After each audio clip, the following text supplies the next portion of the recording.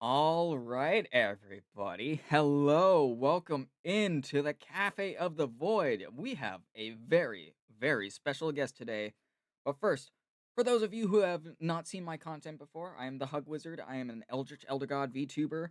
I do a variety of things from gaming to now this podcast that you see before you, where I bring on different guests from the VTubing space or the content creating space in general, and we just kind of talk, we vibe. Y'all can ask us questions, can either be me or my guest. I hope you have a wonderful time, so pull up a seat, grab yourself a drink, let's get into it. And my guest today is the wonderful, the ever so saintly Sister Anemone. If you care to introduce yourself. Hello. It is very nice to be here. Thank you very much for the invite. I'm Sister Anemone, a girl who answered the call of an angel. And I usually do cozy horror streams and things that are meant to be relaxing. I love it because I have so many thoughts about your horror content because given your aesthetic, I should say, I don't think many people would expect you to be into horror the way that you do. Oh, Seller, thank you for the Really? follow, buddy. Yes, because I know a few other nun-based VTubers. I don't know if you know people like Heavy Metal May. Oh yes, she's a, we live in the same city. Oh, that's right. You're both down there. You we want are, we are, we are, we are friends. you know what's really funny, Anime? Hmm. Is I was down there for Anime Vegas not that long ago. Really? Yeah. I I forgot that you lived down there, and I should have told you that I was going to You be should there. have. Maybe I could Ah, have come say hi. yeah. Ah, damn it. Oh well, next time. I'm sure there will be Next other time, next time. opportunities. But yes, today I have the wonderful and the amazing Sister Anemone with me. And despite what the name sounds like, no, it is not the ocean life. It is a flower, which Yes, yes, my name is based off of the Anemone coronaria, which is the Spanish marigold. mm-hmm. And I didn't know that was the scientific name. So when you first told me about It is that, very convenient. yeah, when you first told me about that, I was like, "Whoa, that's awesome!" Because it's such a pretty flower, and it matches you It so really well. is. I adore poppies. They're so cute. They really are, and they can get you high if you're not careful. I mean, a little opium never hurt anybody. I mean, what? What, sister? I know, egad, how scandalous, how scandalous. The scandal! My goodness. Uh, And for your but drink today, sister, I gave you a coffee, a nice cafe margarita. ooh, a cafe margarita. I was Hmm. wondering if it was perhaps an espresso martini or something like that. Yes, yes, yes. I kind of interchange the two now, but yes, it I is. see, I It see. is the PNG is technically an espresso martini, and But I'm the so happy you sister know gets that. tequila, nevertheless. Yes, and I'm so happy you know that because I've had to explain that to some people that yes, there are some coffee-based alcoholic drinks, and they are delicious. Oh, I know that for a fact. Actually, my favorite cocktail, though I drink cosmopolitans quite Mhm. often, my favorite cocktail is a White Russian. Ooh, you are speaking to my heart, madam. You are speaking to my heart. I'm They're a big tasty and easy they to drink. yes. See, I'm a big fan of like fruity drinks, like drinks that are Mm, like sugary or fruity or like sweet. I can't stand like yeah. beer. I hate beer. I'm sorry. I know No, some people beer like it. sucks. Thank you. I don't like the hops. Oh my goodness, thank you. The only time I can deal with hops is very specifically in mead. I love mead. That's fair. I also like mead. You know, if Yes. you ever do end up coming down for another convention in Vegas, there Mhm. is a tavern that I know of that I would be happy to introduce you to the mead from. Yes, please. Oh my goodness. Now I have more reasons to come back to Vegas besides visiting my friends. I am so down for that. Excellent. Yes. Yes, reasons. Reasons to go on an uh, alcohol binge even though I can't get drunk. oh, don't. Why can't you get drunk? I have an extremely high tolerance for alcohol. People have tried in the past to Oh, I get me see. drunk. It has never worked. Ever. I see. I see. Yeah. No, legit. Well, I will not challenge you on that. Legit. Some of my friends have they've gotten me like heavy, heavy drinks, right? Like they're still sweet, but they're like super, super heavy. I would down like 3 or 4 of them and be like, I don't really feel anything. And they're like, how? How are you like this? Well, it's the The Irish. boy It's needs more tequila. yeah. It's like it's the Irish. It's the Scottish. It's the Norwegian. Do you want me to keep going? I am literally a hodgepodge of It's all the this, that, European and the other. cultures. Yeah, it's all the European cultures that drink. German. It's like I'm just innately built for drinking. I don't, but I'm innately built for it. Cuz, I don't feel I'm not one of those people that enjoys drinking unless it's on like a social level. Really, really. So, Mhm. what inspired you to have a bar set up in that case? So, this so the bar setup is kind of like a bar cafe. So it caters to both, Mm, depending on, see. like, the time of day. So, like, right now, of course, it's kind of the evening, so so now instead of it being a s a straight up cafe, it is now a bar cafe. But during the day, it I is only see. catering to the cafe crowd. Yes. Well, I suppose if you got a two for one on your licenses, you can have your food license and your liquor license and just call it a Exactly. day. Exactly. Why beat around the bush? Looks like is there an Hmm. ad going on right now? I hope I don't think so. It doesn't look like it. I'm lurking in the stream and it doesn't seem like there's an ad going not. on. Okay, perfect. Because it was like, "Oh, your ads are ending in, like, so and so minutes," and I was like, "What? I don't think there's an There's ad an going on. ad? Huh? What? Huh? Uh, Why did nobody but tell me?" something you said earlier does have me curious. You said Mhm. that you wouldn't really expect that I was a horror streamer. Yes. What sort of content would you expect? So and this, of course, I'm not, like, generalizing here, because it it's more just, like, when we first met, like, the vibes that you gave me when we first started interacting was very cozy. Is very sweet, Mm-hmm. very cozy, and very relaxed. So, I always expected, like, coming into your streams, like, obviously, you do the Minecraft stuff, which is something I did expect. Like, I expected, oh, like, kind of like Terraria or Minecraft or some more comfort-based games. And obviously, this that was just me kinda being like, "Oh, they seem comfy, so they probably just do comfy stuff." Oh, Well, I mean that kind of lines up because I do pride myself on being a cozy horror streamer where I try to make sure that mhm. oh, it looks like you got a Yeah. raid. Hello, Raven! raiders. Hi, Raven! Welcome in, Raiders. I am your host, the Hug Wizard. Today, we are currently doing a podcast. Welcome in, everybody. If you need to raid and run, please do so. Go get your water, go get food, go take a shower because I smell something stinky in here. And if you need to Stinky. rest, please do so. Hi, Raven. Thank you so much for the raid. Sven, what's up, dude? So Sven and Raven are a duo of sorts. They are a couple. So when you see one, you see the other. Delightful. Hi guys, welcome in. I think this is the first time you've rated me while I'm doing a podcast episode. So this will be your first chance to see the new podcast. And I have Oh, a that's so exciting. yes, I have the perfect friend to have with me as a guest today. It Oh. is my friend Nemi or Sister Anemone. Hello, it's very nice to meet you, raiders. I hope you had a wonderful stream. I am curious what you were Hmm. up to. Yeah, what were you guys Uh, playing? Let's shout you While out. they answer that, let me try and remember what I was saying. So we were talking about Uh, like the oh, the right, horror right. stuff and The like cozy horror, the yeah. cozy horror thing.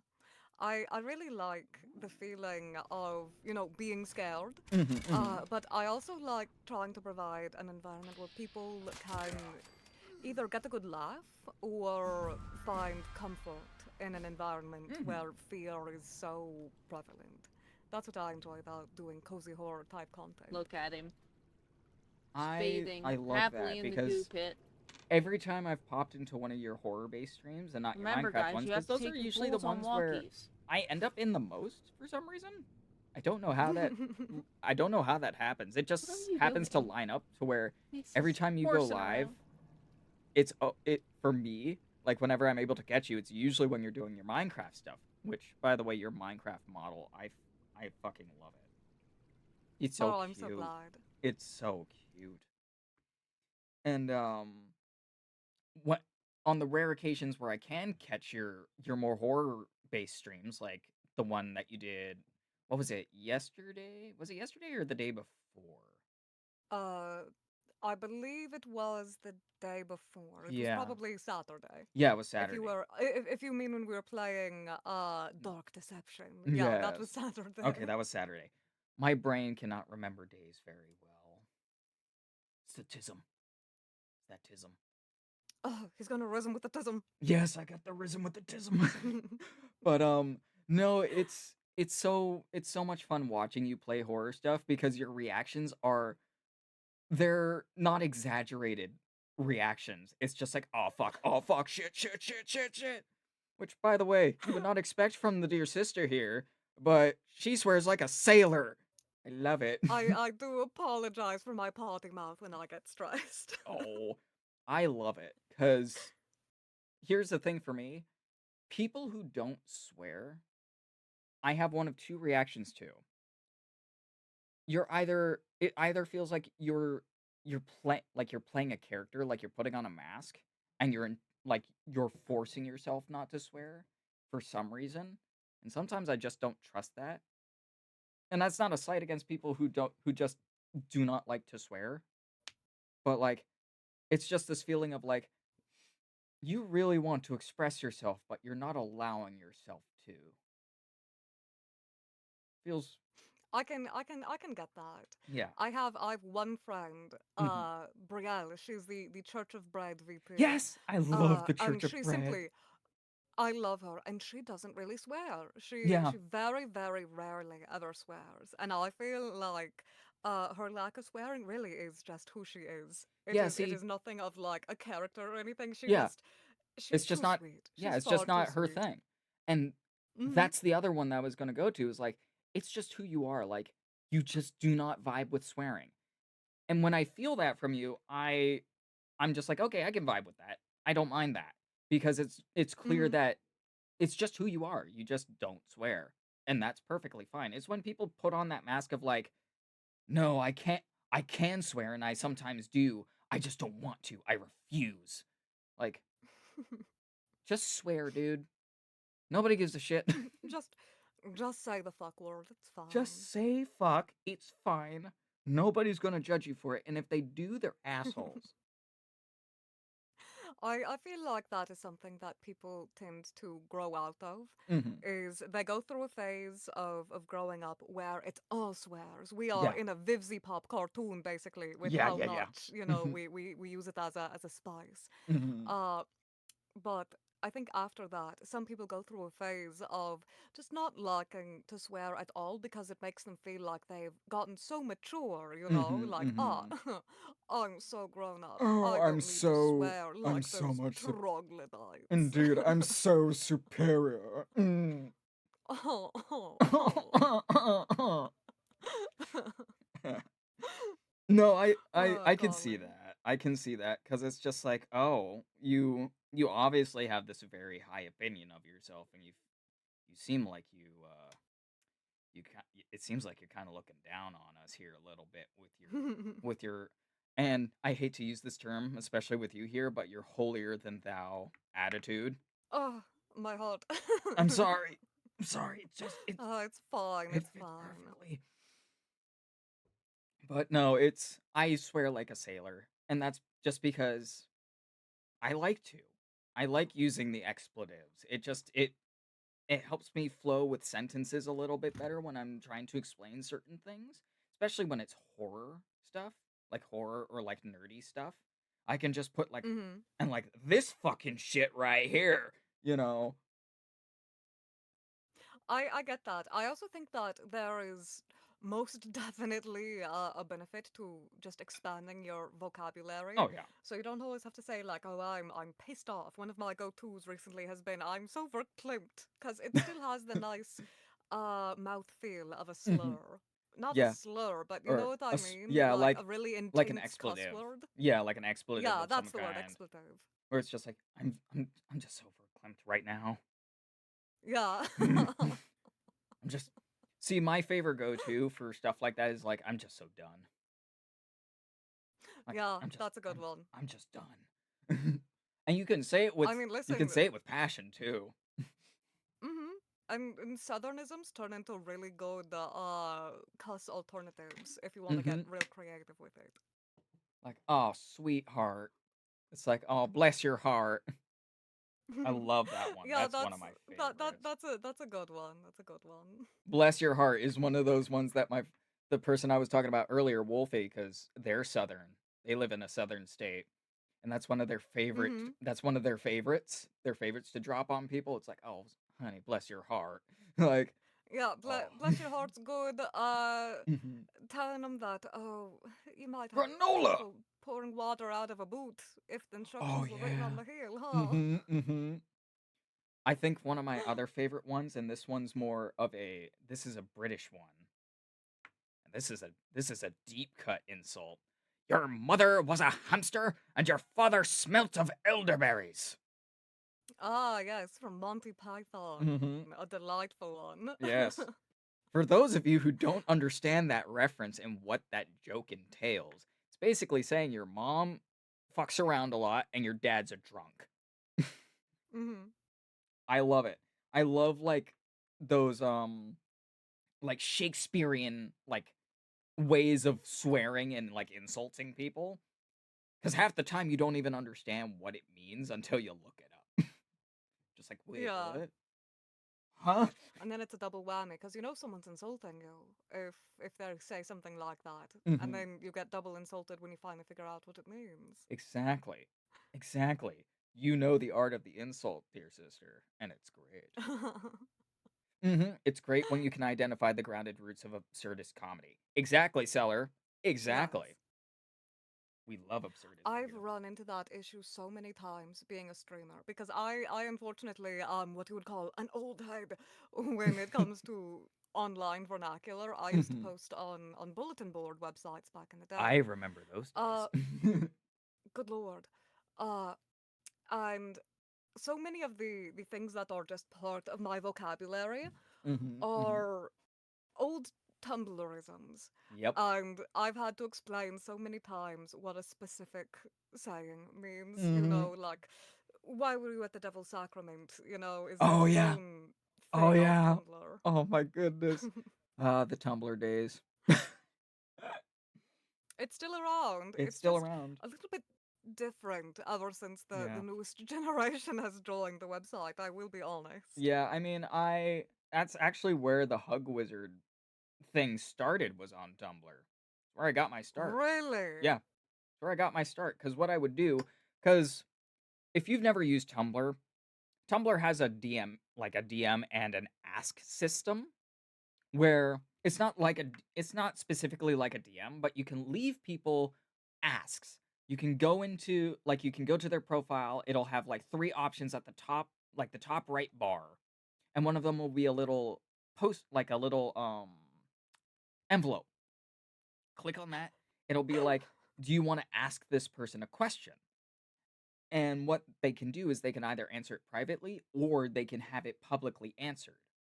So what I would do is I would go around to people and just go into their ask boxes and basically be like, "Hey, hi, I'm the hug wizard. Would you like a digital hug today to make you feel better or to brighten your day?" Stuff like that. Oh, And that's I how I think gained I a lot of got some popularity. messages like that back in the day. And that's Those how I were gained a always lot of my fun. yeah, it's how I gained a lot of my popularity and it's how this character came to be. Of course, the lore has expanded exponentially.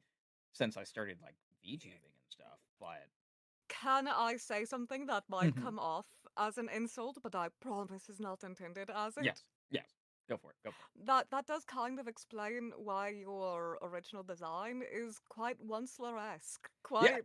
quite Tumblr sexy, man.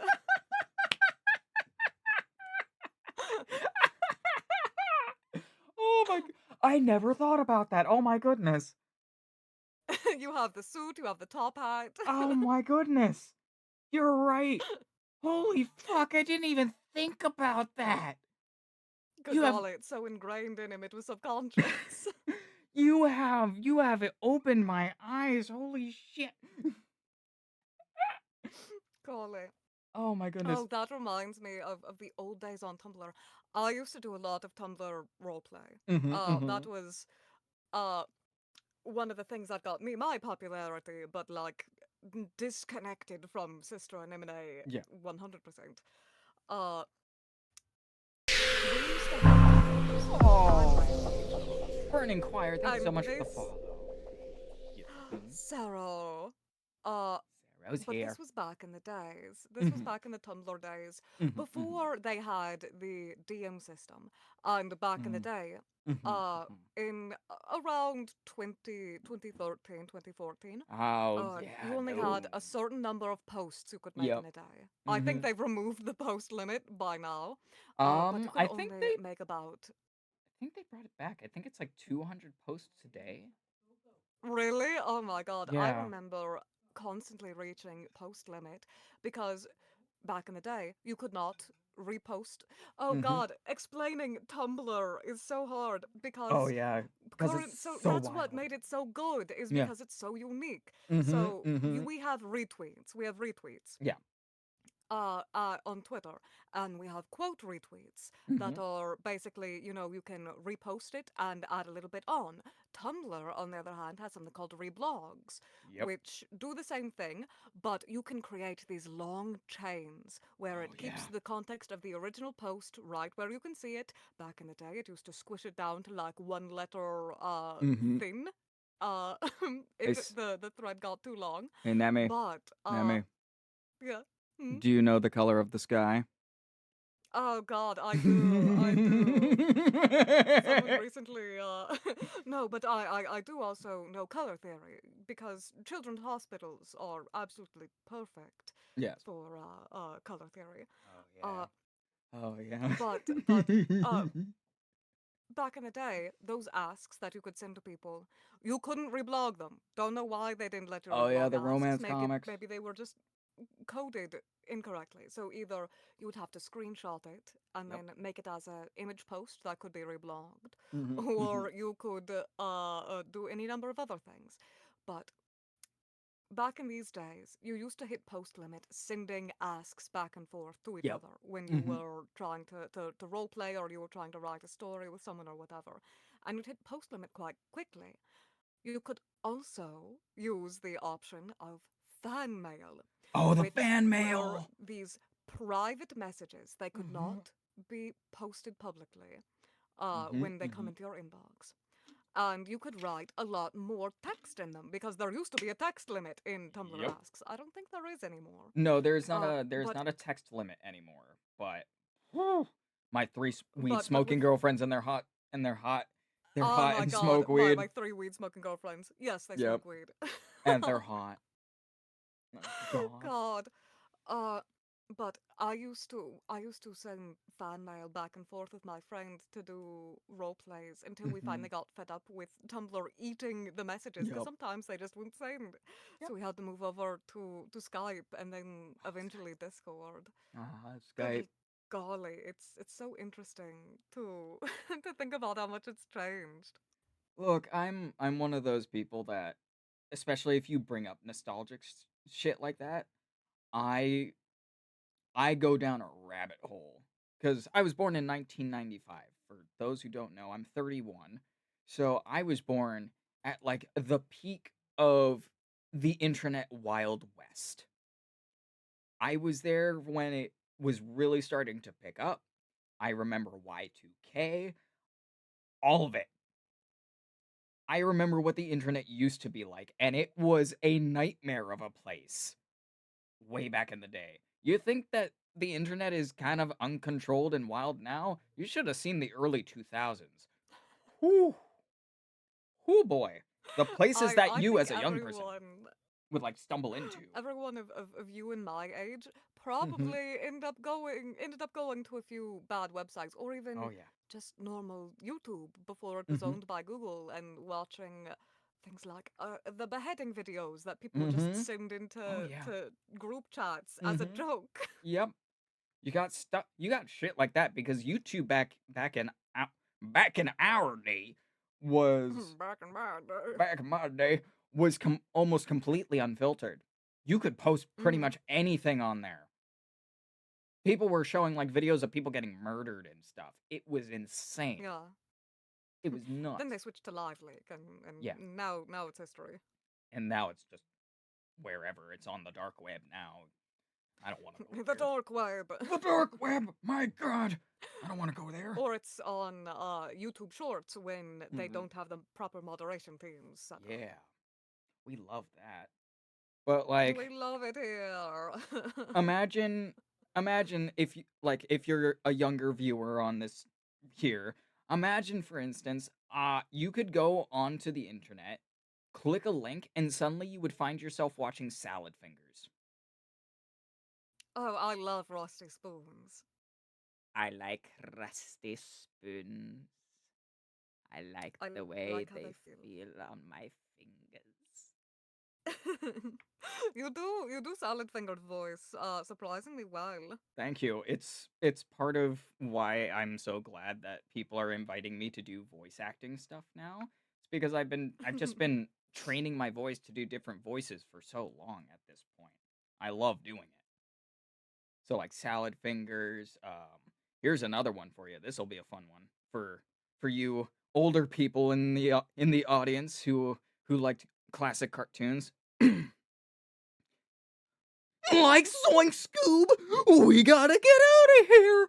Like there's a That's ghost wonderful, right over Shaggy. Oh my gosh. there. That's delightful. People say like if people were ever going to like hire for like fan projects of Scooby Doo that I should apply for Shaggy every single time. I agree. I can agree with that. Now, can you do the Scooby laugh? That's the real question. So I can't do Scooby himself. I can try to do his laugh though. I would love to hear your thing. Raggy. Excellent, nicely done. Rotro Raggy. Hi Pomty. Hi Pom bro. Right, Raven, he was so good. It was such a good impression. Why is it so good? Two reasons. One, people compare me to Shaggy all the time. I So can see it. I kind of just played into it. And I eventually learned how to do his voice just really fucking well. Like, I mean, half of dude! apologies, King. I didn't mean to interrupt your shagging. Oh, no worries, no worries. My favorite part of the podcast is when he came in and shagged all over the place. No, that's a different. That means a different thing. That means a different thing. That means a Like, different thing. sister, I'm you sorry. can't say that! Oh no! Oh no! I Like, can't oh say that. I'm no, sorry. I man! was saying he morbed. He morbed all over the place. He That's all I morbed too meant. hard! Oh god, he morbed so hard he shagged. Good god. Oh, freaking Looney Tunes theme. Da-da-da-da-da-da. That's all, folks. What? Golly. That's all, folks! Oh no, I'm sorry. I'm so embarrassed. Trust me, it's not the worst thing that I've heard on here. I have had Probably not. I've heard people on here say things that would cause you to like blush and hide in a corner. Oh, I'm oh dear. I'm used to it, but that's because I'm a degenerate. Oh, poor thing. I know. Forgive me, sister, for I have sinned. Uh, blessed be my child. Confess your sins, and I am sure you shall not be sent to the gulag. Gulag just has like a sign that says horny jail on top of it. Oh my goodness. See, I have a new tism, like a new speech tism that I do, A new stem? a new stimmy stim. It is gay baby jail. You have been sent to gay Gay baby baby jail. jail. Gay baby jail. Yeah, I gay love baby jail. I love that phrase. Gay baby jail. You're now stuck in gay baby jail. It's a good one. It's a good one. Now, listen, a good vocal stem will send you real far, and also will Mhm. turn you and your other neurodivergent friends into a soundboard, basically. Oh yeah. My other favorite one at the moment is this. Do you know not who I am? You little shit. You little shit. You little shit. That's a good one. So that comes Oh from my a gosh. it comes from a YouTube series, an animated YouTube series called Chaotic Good Barbarian. Yep. Seller knows it. Okay. And it's Yeah, I, basically I was I was going to say I think I might know. yeah, it's basically about it's like a like watching a D&D campaign but with one person, and that one person is Hmm. basically this like he's a good guy. Like he does everything in the name of good, and he saves people, and he makes sure that people are okay, but he does it in the most psychotic possible way. Darn you, foul beast.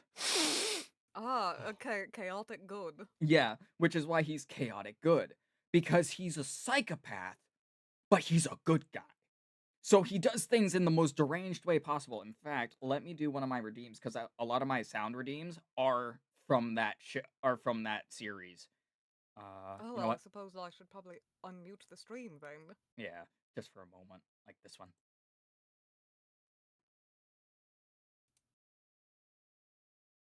The stream is just a little bit behind. I'm listen out for it.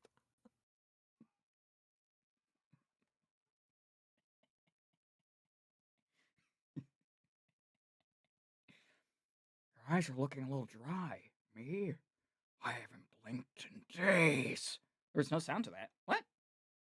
Uh-oh. Yeah, there's no sound. It's just visuals. Oh no. Did it get turned down again? It Because I might heard it it. might have gotten turned down again. It didn't come through on the stream at the very least. Oh. Oh no. I'll fix that later. But basically, he that that bit was him dealing with a succubus, and Hmm. he's basically wooing her. So he put some stats into bard. He put some bardic stats in there, some charisma. So he's like rizzing her up. He's playing the guitar, and he hands her this what seems to be a box of chocolates. She opens it. She goes, "Wait, there's nothing in here." He busts his head through and he goes, "I will not tolerate the forces of evil." And then he just starts beating the ever loving shit out of her. I mean, listen, it's what you get for being an evil succubus. Exactly. And the "Do you know not who I am?" is he was facing Dracula. In fact, that's another You could sound probably redeem. do a good Hotel Transylvania Drac voice. You could probably do Hey that pretty Piggy. well. Hey Piggy Pie, welcome in. Piggy, hello, my dear. How are you? It's Piggy. Hello. Thank you for uh, getting your daily hugs. And I'm sorry, Tits is not activated. oh no, Twitch integrated throwing system. How could you? I'm sorry. It ruins my streams sometimes. It takes up too much power. Oh really? Yeah, it takes up Oh, it I takes see. yeah, it's very it can be rather intensive, surprisingly. I'm glad that my computer is beefy in that case. Yeah, I'm Yay! I'm running on a mini gaming PC. So it's literally like a teeny tiny little box PC that Oh, is just that's sitting on really my cute. desk. I plan on, once I have a job and I have more funds, to upgrade it to like a proper gaming PC to where I can run stuff Very like that good. without any problems. But hello, Piggy. How are you doing? I hope you are able to get that very soon. Thank you, thank you. Getting And getting paid for your work is always mhm, difficult. yeah. And no worries. Feel free to tap on anything in there. I have a bunch of fun redeems. You can make me work out. I'm not looking forward to that. But like hydrate or dehydrate. You can make me take a shot. All sorts of fun stuff. Just try not to spam it too Ooh. much. What is your on tap drink of choice for when people redeem shots? I have a bottle. It's actually, it is almost finished. It's a Jim Beam Vanilla. So it's Okay. vanilla liqueur infused with Kentucky straight bourbon whiskey. That actually sounds really good. I'm not gonna It lie to is you. so good. It is just the right balance of like this, like that spicy hit that you get from bourbon with the more creamy and like soft taste of the vanilla. It is so good. It is so I can't quite make out what that emoji that Fox Destiny just put in chat is. Oh, I know it's not the Bal in Wonderworld hat, but it no. from afar it looks like the Bal in Wonderworld hat. So you see that hat that I'm wearing on my head? Mm-hmm. It's sentient and it has an eye in the middle. That is my hat with a little sable foot coming out of it, and we call it the Hug Stompy. We call it Stompies Oh, that's cute. because Oh, I love that. Is the yeah, hat your like your little mascot then? kind of yeah. As you can see, there's under my hat there's a little friend there. That is Mm-hmm. Slakaris, the Eldritch Sable. He would be what I would consider the stream pet, and then the hat is kind of like my stream mascot I see. because it is sentient and it Well, loves to hug people. they both deserve a little kissy on the head. Oh, they would love that. Also, Though why? I suppose that does bring up the question of what would the head of a Topham hat be? Would it just be like the flat top of it, or would it be the rim, or what? So it's the rim. It is the rim. I see. Okay. Yeah. So, let me see if I can pull up because this, mind you, part of this is from an old OC design. Ugh, bot, Mm-hmm. get out of here, bot. Be gone with you. Mods, remove his testicles. Exactly. Mods testicular torsion on this bot, but Cast unbirth. exactly. Mods cast unsealed butthole. Oof, that one's rough. Yeah, that's a bad one. But let me see. Let me get my. I have a whole Google Drive thing filled with fan art and stuff. Photos. Let me see if I can pull it up for y'all. Here is album Hug Wizard art. Cause I am a big fan of the Owl House. If you know that series. I do. So the Hug Wizard, like a lot of his lore that I have now is actually adapted from when I had him as a an OC for that series. So I cast What explosion. what coven was our dear Hug Wizard? So he was not technically part of a coven. What Was he a wild magic user? kind of. So what happened was is that the Hug Wizard, just like in my lore now, he is an elder god. So he descended to the Boiling Isles from another place, another time, another dimension, and Bellos found him and decided to seal him onto the Boiling Isles cuz Bellos recognized, "Oh, this thing could like fucking wipe me out.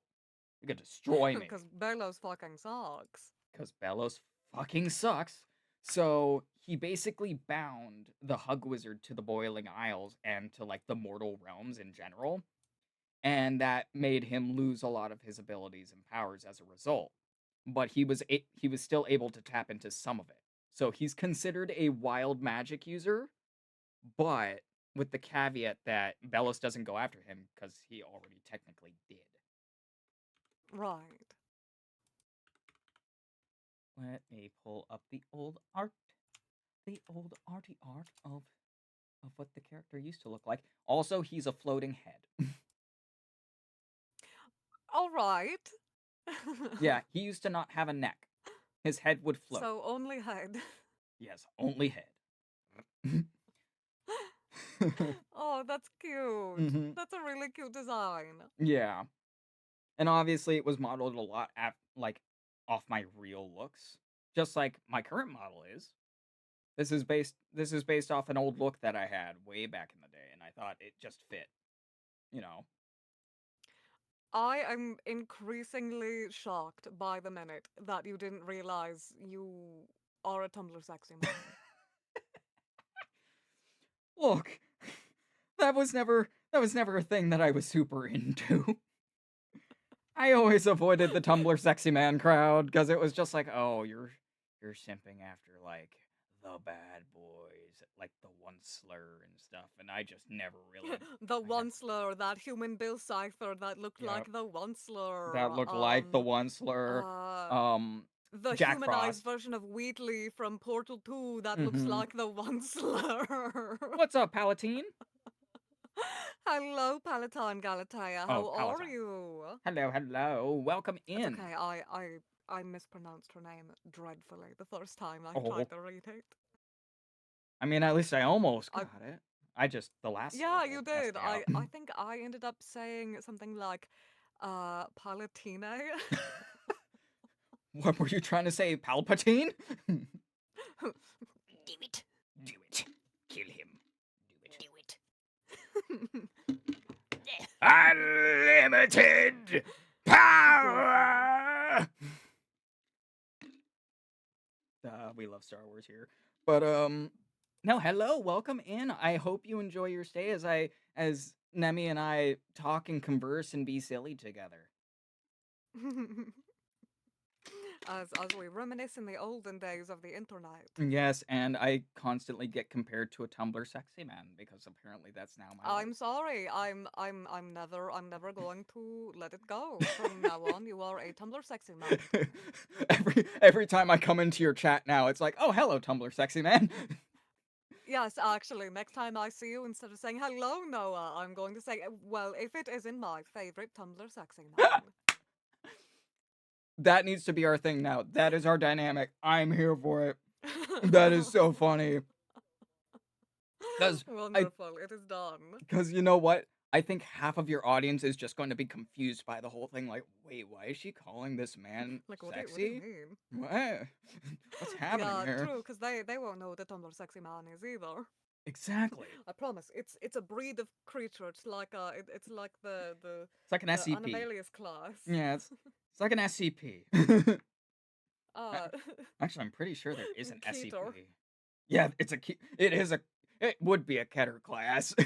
Oh my They goodness. they breach containment constantly. Right? You can't contain them. Actually, that reminds me. There's something I think you should join since you seem to like SCP stuff, or at least know of it. Mm. I'm running an SCP tier list of a kind. It's would you survive in the Ooh, SCP universe? I would love I will to join that. Yes, I will send you the link for it. We are currently as of as of this evening. Let me take a look here cuz I have it.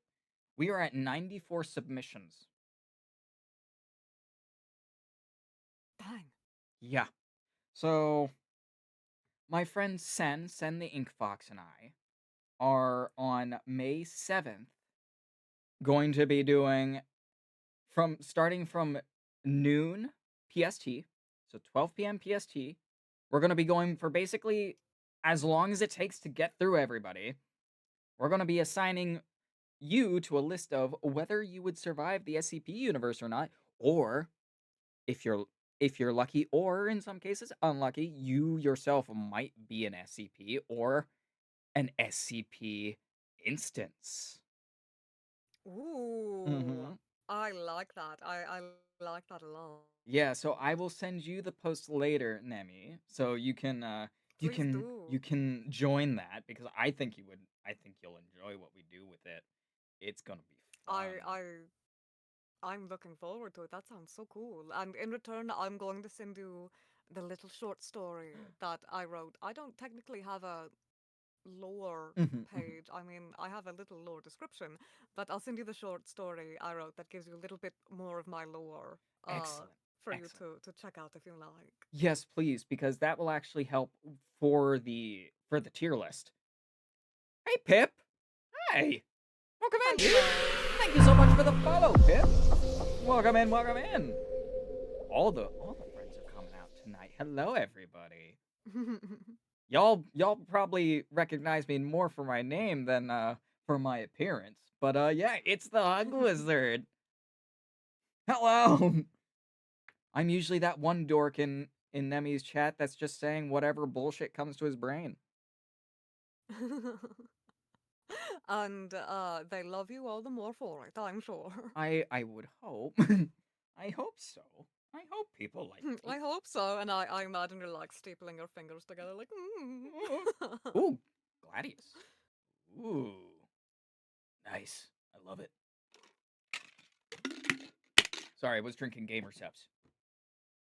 I had to. I see. What's your favorite flavor? Currently, right now, I am a big fan of the anime thighs one that SVA came out with. Hmm. It is really good. It's very citrusy. It's like a soft tangerine orange taste. Oh, that sounds good. Mm-hmm. Then my next favorite flavor is Buff Pup's Doggy Style. That one's really Watching her advertisement good. for Mm-hmm. that Yep. out of nowhere, Oh, I wasn't expecting it to be quite as it was. My goodness. see, she's one of my Oshis, and I kind of expected it was gonna be something like that. Just knowing her other content that I've seen, because I have seen some of her spicier content, so I know how she is. And then the third flavor that I have is Shy Lily's Blowhole Blast, which is also a really good one. This one's pretty tasty. Hmm. Delightful. Yeah. What is your favorite flavor, if you've tried any yet? I've never actually Oh. tried gamer subs. I'm mostly a G Fuel girly. Ah, you like that G Fuel. I have tried I G Fuel do. once. I don't remember which flavor it was. I I tend to go for limited flavors since Hmm. they do collaborations with Hmm. Hmm. games and things that I like quite a bit. I Okay. like their Neopets Golden Slushy one. That That was was a it, thing? it tastes very good. Yeah. Why did I not know about this? Neopets was my jam back in the day. Fuck. Out of all of the flavors of energy powder I've tried Dubby, I've Hmm. tried Hmm. G Fuel, I think I've tried what is it? Advanced GG. Yeah. Uh Yeah, yeah. whatever. I think I think that the golden slushy is my favorite out Hmm. of Hmm. all of them. Of course, like in parentheses, aside from my Drink Gamer Girl Of course. collaboration flavors, of course, of Of course, of course, of course. course, of course. Guys, But remember, the golden go slushy is order Nemi's delightful. flavor off of Drink Gamer Girl. Do it. Go now. Take out your wallet, get your card ready, go get her flavor, and use her code. So, interestingly, they switched from specific codes to Mhm. like a sort of like subscription Oh, really? service where using your links basically goes through it gives you the same amount Mhm, of mhm. I guess kickback of if someone used your code, but it's a little bit easier on the customer. Oh, interesting. I kind of like that a lot. That's actually really nice. If you want to know the Please taste of don't. a nun, pick up Nimi's custom flavor. Okay. All right, there, If you want to Sheller. know the scent of a nun, you can pick up my soap too, I guess. Or your candle. Oh my god, I don't have a candle. I see. That's one of the first like collaboration products that I want to get is a candle. Lumino, thank you so much for the hydrate or dihydrate and for getting your daily hugs. That's Do you? Hi, Lumi. do you remember that one, not to name names, VTuber candle company uh Oh, that was trying to profit off of mm-hmm. the The Cinder Cinder Sinjo drama? situation. Yeah. I may or may not have supposed to have had a candle with that company that was Oh. going to come out around when that happened. Uh, Oh that I had no. to message them and hit them up like, "Hey man, I think we should probably cancel that instead. It's Not like, nice knowing ya." yeah, it's like I don't want to be hurt by your stupid That's choices. not the kind of publicity I would like. Actually, thank you. Have a wonderful life. Yeah, no. I love how, like, by the way, for those wondering if I'm actually going to drink anything, what should you call me? You could just call me Hug. Most people tend to. Nemi obviously likes to call me by my name, but I've given her express permission to do so. Typically, I hmm? I find that very. It is a wonderful privilege, but it's also quite funny because I don't remember if I read it on your just on your Twitch page or if you introduced yourself to me as that, but I just thought that's what I was supposed to call you. And see, that's totally fine. I think it was when I first introduced myself to you, I was like, hey, my name's Noah, I'm the Hug Wizard.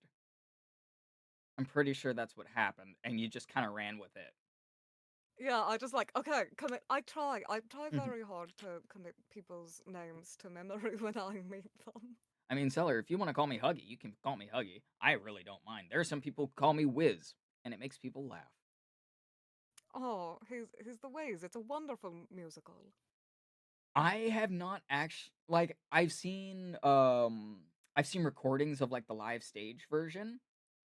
I know the movie version with Michael Jackson has not been received well, even Yeah. since as the years have gone by. I've watched reviews Mm. for it. I don't think it's necessarily like bad. Welcome back, welcome back, hon.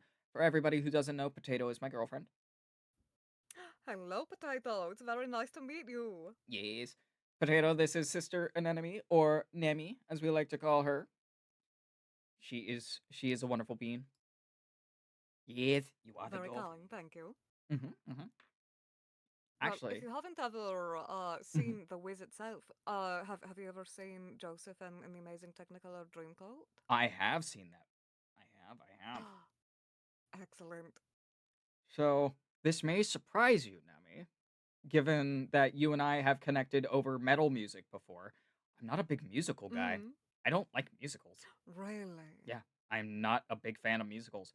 And I think one of the reasons why is because for me, like stuff like the Gorillas, for instance, there's a flow.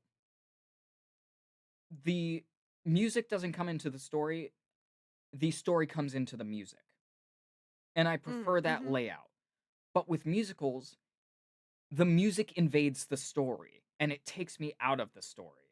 So, Right. like one of the examples of a musical that I do enjoy is Repo Man.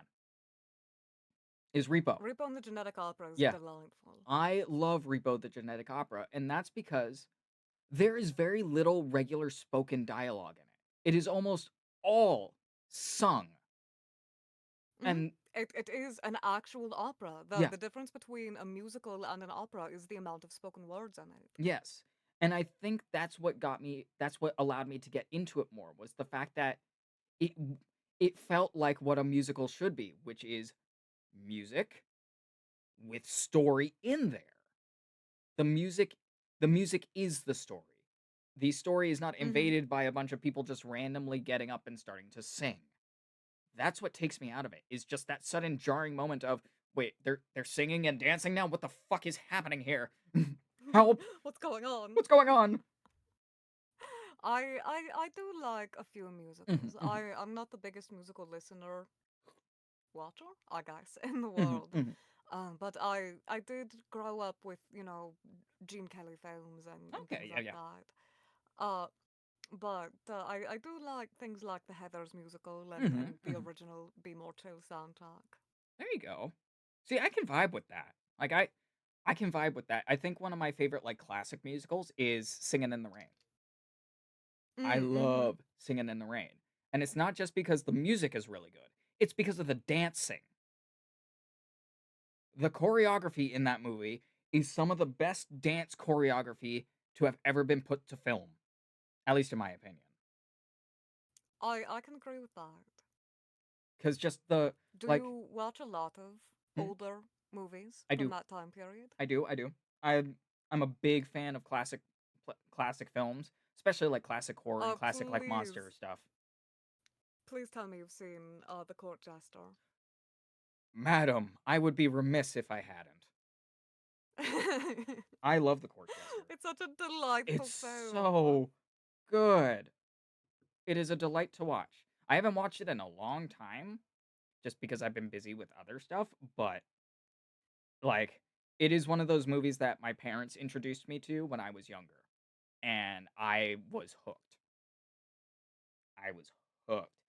I loved it. It was so much fun to watch when I was It's hard not to love it. younger. Mhm. Do you have a favorite movie then? So, my absolute favorite movie, and this has been a lifelong obsession ever since, is Godzilla, the very original Ooh, okay. Godzilla from 1954. Specifically, and this is something that was really cool for when I was younger, I got to watch it originally in Japanese with the English subtitles. I did not see the Raymond Burr American version until 2 years after seeing the original Japanese version. Hmm. Because our local VHS rental store, yeah, those used to be a thing, guys. We used to have to Oh rent god. movies from a Blockbuster. physical store, and they were on these things called VHS tapes. Wild concept, I know. I'm fucking with Wild. you guys. But, yeah, they surprisingly were a very niche, like, VHS rental place, and they had all sorts of weird in, like, a good way, where they had, like, Japanese VHS tapes with, like, hard-coded English subtitles in them. So I got to see a lot of, like, Japanese films in Japanese with the English subtitles put in. So, like, Godzilla, I saw some of the original, like, Kamen Rider stuff, I like, Ultraman, stuff like that. I got to see all of that in its original Japanese format, which was really neat. But Godzilla was my obsession, and it's still my obsession. I love Godzilla. I love its themes. I love what it represents as like a franchise as a whole, and the character Mm-hmm. of Godzilla in and of himself is fascinating and amazing. You have activated the Tism sister. I'm sorry. No, it's fine. I agree. It's one of the movies we watched when I was in film school. Mhm. And I agree. It's sad how a lot of people who haven't watched the films, because even the more recent ones do Yeah. have it as a through line. Mhm. It's sad how many people miss the meaning of the film being, hey, war bad. Yeah. War bad and causes irreparable, long-lasting damage Mhm. that will hurt you in the long run Oh yeah. to the environment. Mhm. Oh yeah. And one of the biggest things that I think a lot of people miss, especially because most people who watch Godzilla now have only seen the newer films, is it was a commentary on nuclear power and its pure destructive ability as like in its creation. Like it it is at its core a horror film. The very original movie is a straight up horror movie. Godzilla Hmm. is not this bright, colorful monster.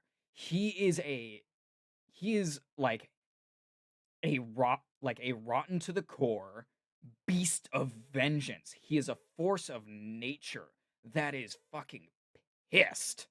He is Yeah. angry, he's vindictive, and he's like malevolent. He is a terror. And I think for modern audiences, a great reintroduction to that concept was Godzilla minus one. If did you get a chance to see that movie? I haven't. Oh, it's so good. It's basically just a retelling. of the 54 film, but with kind of a different focus. It has a more central plot rather than just a general like, oh, there is a giant monster that is fucking us over because we unleashed a power that we shouldn't have. It in minus one, it's a story not only about the destructive abilities of of what the nuclear bomb was capable of, but also a story of like redemption, honor, kind of finding yourself and finding your identity as a person when you were when the expectation for you was essentially to die.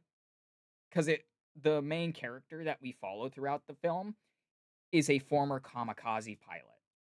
And for those who are not well versed in World War II history, kamikaze pilots were expected to commit suicide for their missions. They were expected to die.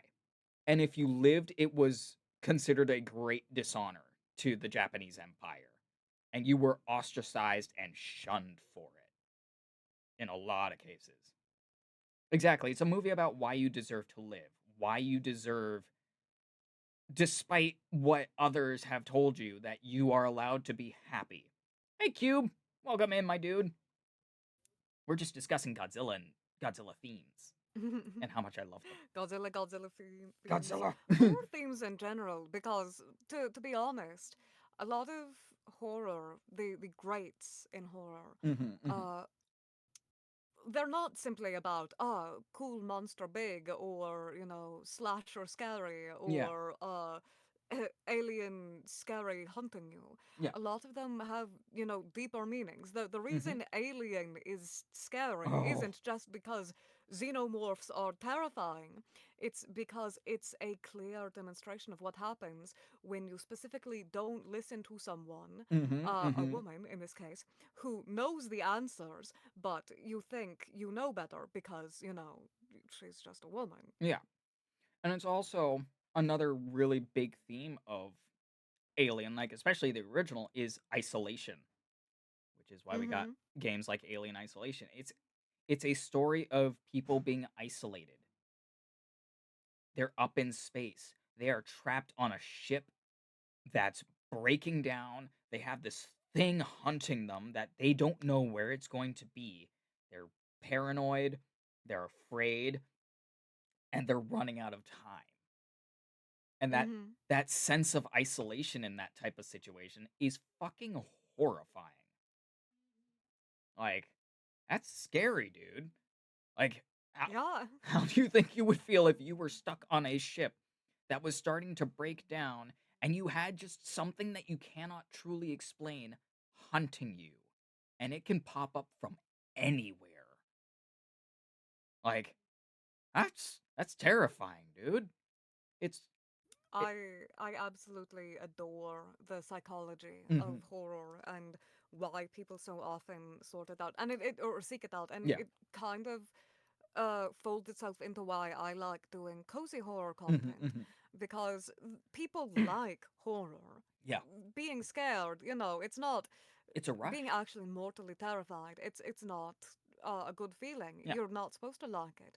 But people often seek out horror movies and horror experiences because they want a way to experience terror in a controlled environment, Mhm. since the terrors of real life are so often uncontrollable Yep. by Oh yeah. everyday man. Oh yeah. It's why for my favorite horror film for instance is John Carpenter's The Thing. Have you seen it? Mm-hmm. I have. One of the reasons I like that movie so much is, and it's not just because the alien itself is just a really cool concept where it is a hive mind creature that can infect you and you wouldn't even know it until it's well past too late.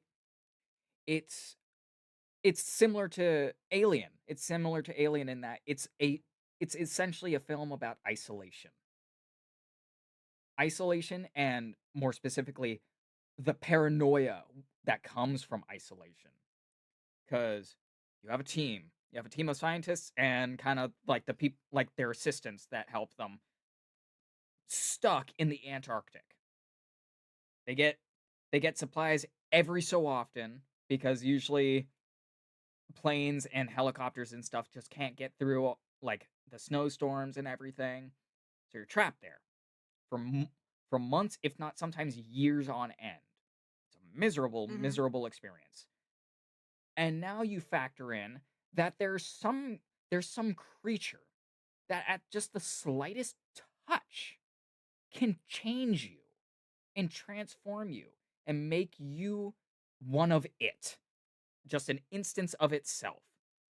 That person that was touched is now gone. It is now just another part of the alien disguised as that person. And it's really good at what it does, and it's really good at staying hidden. So now you're contending with the paranoia of who is now the creature? Who's infected? Who's not infected? And one of the coolest bits of movie analysis that I ever captured from reviews of it was McCready, the main character, could technically be an unreliable narrator. He himself Mm-hmm. could be infected and you would not know. By the end of the film, it's just him and one other dude and they're going to freeze to death. And you would never know if he was infected or if his friend was infected. It's it's what I consider kind of peak horror in that it's not just the thing that's chasing them, it's the environment. It's the atmosphere. That's what I feel makes good horror. It's not just like ooh ooh ooh ooh scary images jumping at your face. I don't really find that stuff scary. I find it a little bit mildly surprising, but when you can capture my attention with just the atmosphere, when it's the environment itself that's causing the dread, I think that's what makes great horror. I feel like you probably enjoyed the films The Lighthouse and The Mhm. Witch. I did. Both of those are fucking phenomenal movies. I loved both. They are very good. Mhm. I'm very opinionated on my horror content because for a long time, especially in modern horror media, it's always just been jump scare, jump scare, jump scare, jump scare. And I'm desensitized to that. I really am. I don't get jumpy, you know? And it's not to say that it's bad if you have jump scares in your movie. I think just a lot of modern films have relied on it too much. And so it's not so much scary anymore, it's just kind of surprising. Like, "Oh, that that that was surprising." And then you just kind of go back to watching a movie. There's no like Mm-hmm. lasting sense of fear, of dread in your bones. I think a good example of like a modern day horror film was Good Boy. Do you know about this movie? Oh, that's the one that's filmed from the dog's point of view, right? Mhm. Or Yes. it shows the dog's perspective Yeah. mostly. So, for those who have not seen Good Boy, I won't spoil anything, but it's basically a horror film, but from the family pet's perspective rather than from the people's perspective. And it's about this dog and his owner kind of living out in the woods in this cabin, and the owner is being haunted and tormented by a demon. And you're just following the dog as he's trying to keep his owner safe. It it made me cry. Like, anything involving animals is automatically gonna hit me right in the feels, but, like, the way they did the movie was fantastic, and it made me so viscerally upset, where I was just like, "No!" Yeah, when you get horror movies, because we saw that recently as well in the horror movie Skinamarink, Yes! which is filmed from basically the perspective of the children Mhm, in the mhm. horror movie. Yeah. And you don't really get any resolution to it, and you see these terrible, horribly like upsetting things happening to these children, Yeah.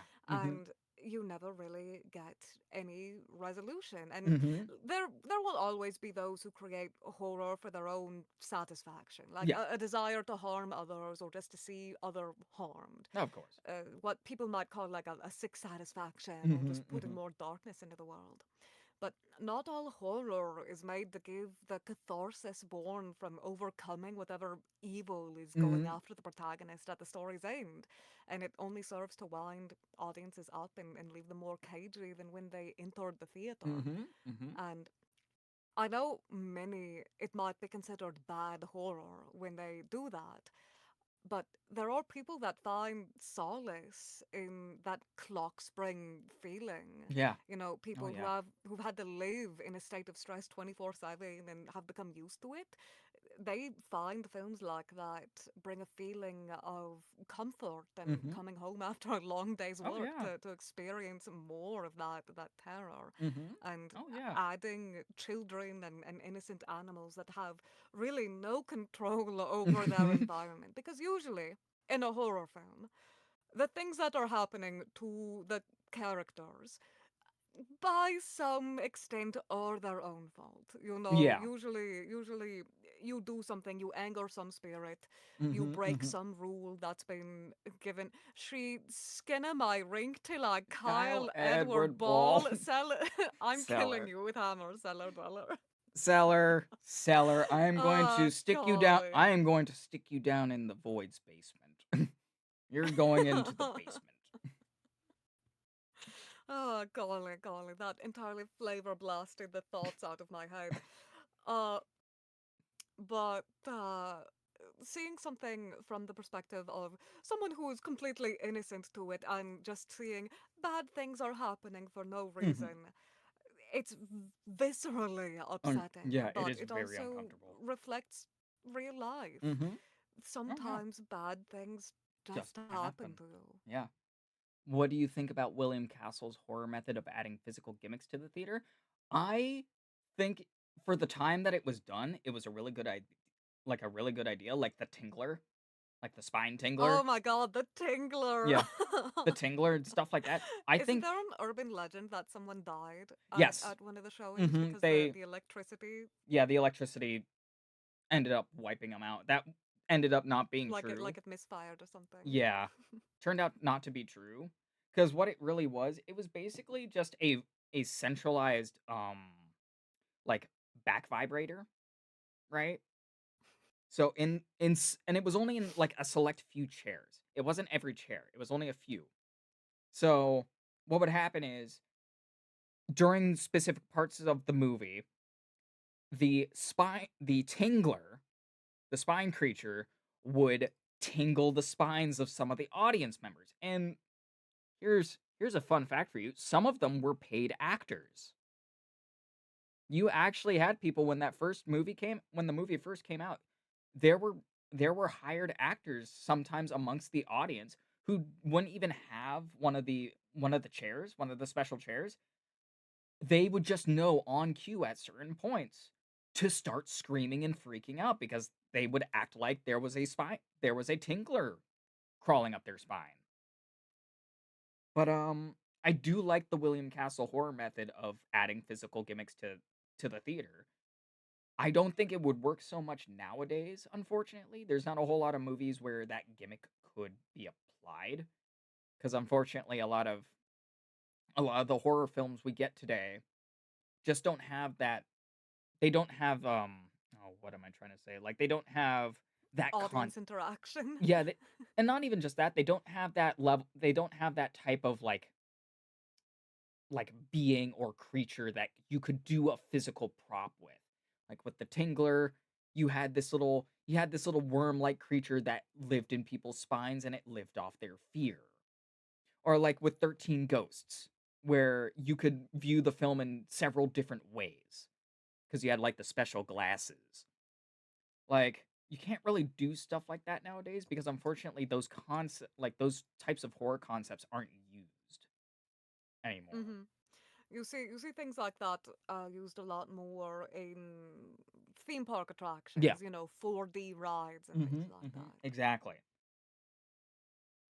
Exactly, Which I exactly. suppose it makes a bit more sense because The original concept of like the tinkler and things like that, it works wonderfully for an art piece, Mhm. like a piece of fine art, as Yeah. opposed to just general art, which most movies can be considered. Yeah. Yeah. But it works a lot better for an entertainment venue. Mhm. Mhm. I agree.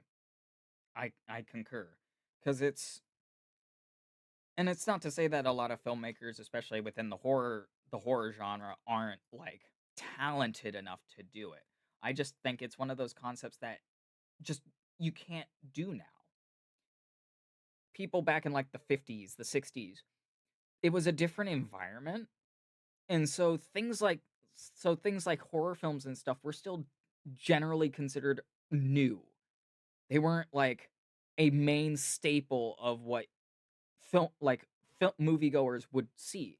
You would often see like the serials like the old Superman serials or like Flash Gordon, tales of like superheroes and stuff or like noir detectives or like westerns. Those were like kind of the mainstays of that time. So horror films like the Hammer horrors, like your Universal horrors, those things were a niche. They were a gimp. They were in and of themselves a gimmick that were only just being explored. So you got to be a lot more creative with them in the end. And now horror is kind of a mainstay product. It's something that you expect to see throughout the year. And so it's a lot harder. I think another great example of a really good horror film that maybe could have done almost an audience interaction of some kind was something like Weapons. If any of you have seen that movie, because that one's really Oh, isn't that the one that recently came out good. where all of the advertisement for the kids like a posing? Yes. Yeah, yeah, yeah, yeah. I don't want to spoil anything about that movie because it's so good, and you would not guess the twists with it. It's Hmm. it's one of those movies that I recommend you go in completely dry. Okay, I'll have to watch it. I believe Cellar Dweller has mentioned watching Weapons in the Hmm. past, but Yeah. I haven't seen it. Yeah, he said if I were watching Weapons and a real person in the theater got up and sprinted away, I would have screamed. Exactly. See, that's what I mean. Is like that's a movie where you could have done a gimmick like that. You I really feel could like have. there are a few films where that could have worked, like The Witch or even Yeah. Hereditary Mhm. could have Ooh, could have benefited from something Hereditary. like that. Ooh, I could have. You know what? That's another one I could see where they could have done a physical gimmick. That would have been cool. And same thing with the Dude, if witch. if I heard a thump behind me when she saws off her head in Mhm. Hereditary, I would scream. I would leave. Dude, I'd be so fucking done. I'd just be like, nope, nope, nope. Not only would I leave the theater, I would leave my mortal vessel as Yeah. is. I would just be gone. Sorry, you you have taken me. Goodbye. Gosh, Hereditary is such a good movie, but it's Hmm. always tainted for me because I made the mistake of going into it blind and Oh. watching it on the plane to my grandmother's funeral. Oh no. So that entire time I was like, Oh no. like, oh god, I Shit. didn't mean for this to be a topical film choice. This was not supposed to be. This was supposed to be fun. This was just supposed to be a spooky movie. Wasn't supposed to break my fucking heart. Yeah, No, I feel golly. that. Another. You know what? I realized there is one other movie that I can think of where they could have done something like that with like a physical, Hmm. a physical thing in the crowd. 28 years later. They could have done Hmm. that. You're right. They could have done something with that. Where at some point, like maybe while everybody's engrossed in the film because that film is that catches your attention and you're just locked in. They could have had like actors come in like zombie makeup, like the desiccated corpse makeup, and just wandering around the crowd or That something. that would have been quite eerie. Hmm. And it wouldn't even necessarily be because like they are going after specific audience members. You just see them wandering the theater. Like like you see. I do understand Mhm. why they can't do that Yeah. these days because of the thing that happened with the person dressed up as the Joker at that Mhm. run screaming of Batman. I hate the fact What that about Alien? We actually talked about we were Alien talking a about little that. bit ago, Mhm. Looney. Yeah, we were talking about that because that's a see, you couldn't really do, like, anything physical in terms of, like, physical gimmicks with that movie, but you could Ooh, but if they had speakers Mhm. in the chairs, because you know they have like those D-box Yeah, seats that that's are what I was made thinking. to like yeah, if Mhm. you just had like the snarl of Mhm. the xenomorph Like that behind you. Ooh. stuff like that. Yeah, See, that would be cold very AC is another good one, like, having some of the chairs equipped with, like, a little tiny AC unit in them to where it's, like, slowly but surely getting lower and lower and lower, you know? So you start to feel a little bit more chilled. Mhm, that's what I was thinking. "Hello, Governor. Hi, Carl. What's up, Carl Cupcake? How you doing?" hello, good evening. "Hello, hello. We're just discussing horror films and all sorts of What fun about things." you, chat? What's your favorite horror Ooh, film? that's a good question. What is We everybody in chat's favorite horror film? we got on the ghost face voice mod and ask what's your favorite scary movie? What's your favorite scary movie? That doesn't sound quite like ghost face. Who does that sound like? No, you know what it is? It's a bit It's more Beetlejuice-esque. no, see, honey, this is more Beetlejuice. Well, that just sounds like your Aunt Linda after a six-pack. I mean, that's kind of what he sounds like. Hey there, doll face, come here. Let me give you a smooch. SCP or Carl 40K says horror? Ooh. 40K horror. I haven't actually experienced a lot of 40K horror. So, what's funny about the 40K universe is it's in and of itself a horror, like a horror film. The thing Yeah, is, it's yeah, terrifying. but see, the thing is, and this is actually something that Cube and I have talked about before.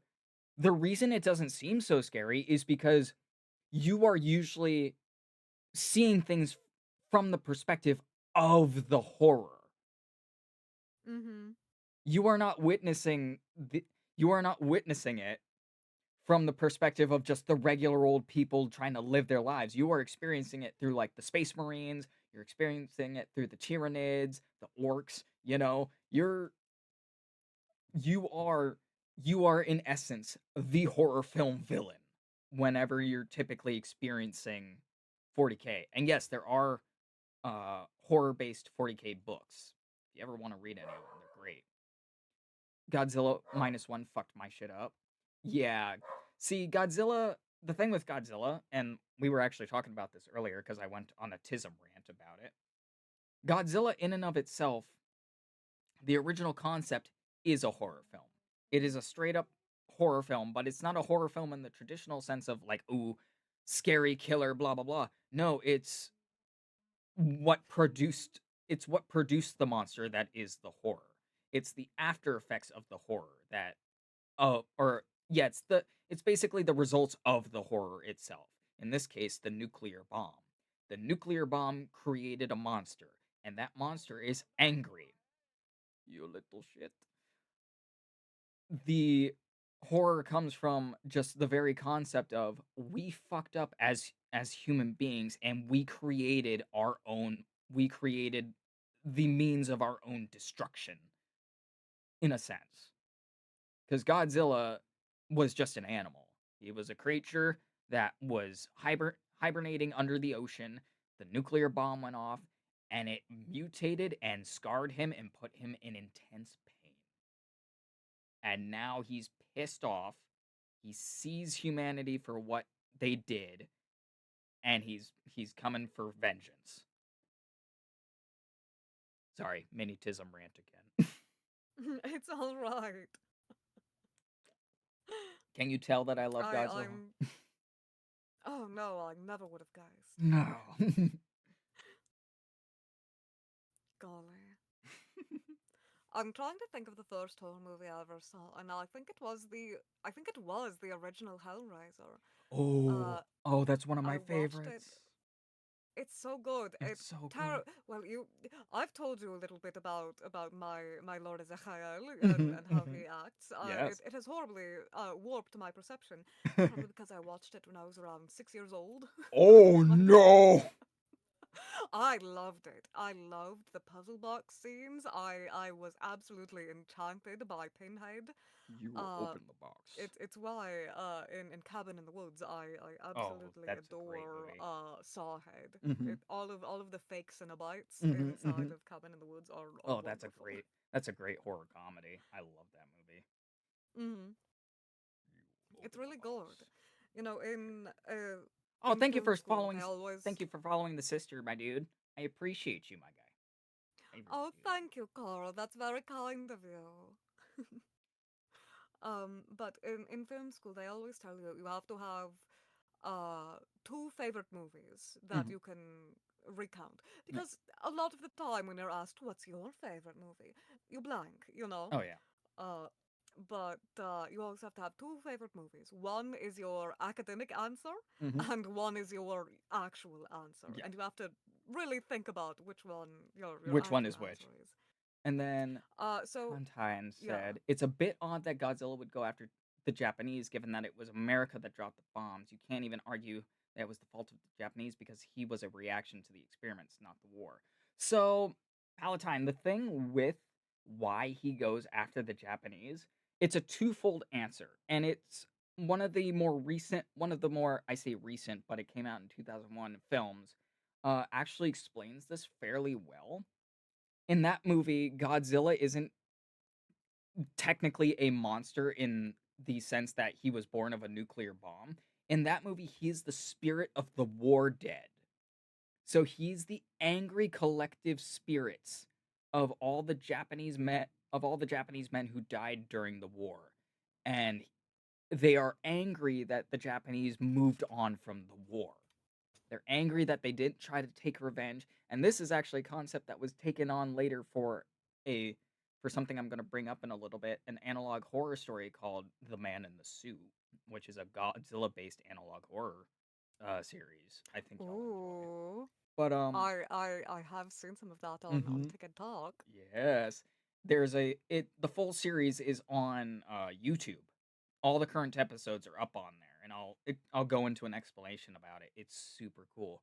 But it's basically the idea that Godzilla in the original movie, the reason he's going after Japan is because first off they were in they're in what he perceives as his territory. Well, it's a matter of he's still an animal in that movie. Like he's not intelligent in the way that you would think he would be. He's an animal. And he's an animal that sees these little tiny creatures in his space. And like any animal of his type, he gets defensive. He acts out. He wants to get rid of them because they're in his space. He doesn't want them there. But the other part of it is, And mm, I was going to say, in response to what Galatea just said, what were the Japanese supposed to do? Start another war? So that's what a you lot of could people just thought. say that, oh, spirits aren't rational. Mhm. But I think you could also properly say, because something else that's important is properly sending off and properly respecting the dead Yeah, in Japanese culture, especially. So it could be argued that since Japan just kind of moved on after the war, yeah, instead of paying proper credence to the people that their own soldiers that were harmed and then outright denying the harm that was caused to other places, like in Korea. and China, You could both of say, them. Yeah, and China, yeah. uh, you could say that part of that is also, within Godzilla, Mhm. is Oh the yeah. fact that the dead were not properly respected. in the end. Mm-hmm. And it causes this creature to be angered, which is why part of his name is God. He is in that universe, in those movies, he is likened to an angry, vengeful god. That's what it's one of the other reasons why I like his character so much because he is a force of nature. He is this creature that was born from tragedy and pain, and he's lashing out. He is angry, he is spiteful, and he's malevolent. At least in a good chunk of the films. Not every single one, because if you go into like the '70s movies, he's a hero to the children and whatnot, kind of like Gamera. But it's what makes him such a great and fascinating character is because yeah, he could have gone after they could have made it to where he went after America for dropping the bomb, but they give him the rationale of an animal. He's an animal. He's a creature. He doesn't understand the concept of who did what.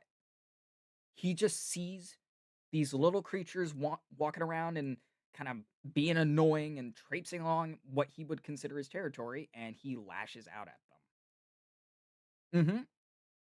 Yeah.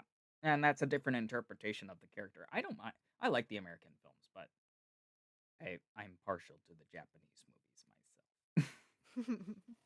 And swinging on into that, I'll talk about the man in the suit because this really ties into that theme of somebody who cannot let go. So, I'm very interested because yeah. I've seen only a little bit Mhm, of the man in the suit, mhm. but you have seen my Lord Zecharal. He Yeah. is very much an analog horror Mhm. creature, Yeah, he's cool. so I like him. I would love to hear about this. All right. So, the man in the suit is basically it takes place in an alternate Earth. So it's not the same as our Earth. So some events are changed, some events are different. But the idea of Godzilla is still invented by Toho and everything. Basically, the basic part of the rundown is Toho starts making the Godzilla movies, right? And the actor for the suit fuses with the suit. He and the suit become one. He is the man in the suit. The whole thing is like when when we're first introduced to the man in the suit story, it is through various like internal like articles and stuff between the executives basically outlining what's going on. And it's the actor for the Godzilla suit has been getting increasingly more erratic. He is he's always wearing the suit on and off set. He's taking it home with him even though we've told him not to on multiple occasions. And at some points he's just not moving. He's not doing anything. And they're concerned, they're worried because what the hell is going on? What's going on with this guy? So they open up the where the opening would be for the suit. They open it up and they come to find out that the man that is dubbed as Goji, he took the name Goji, which is the real world nickname for Godzilla. He has become one with the suit. His flesh has fused with the suit and it has filled in the gaps in the suit.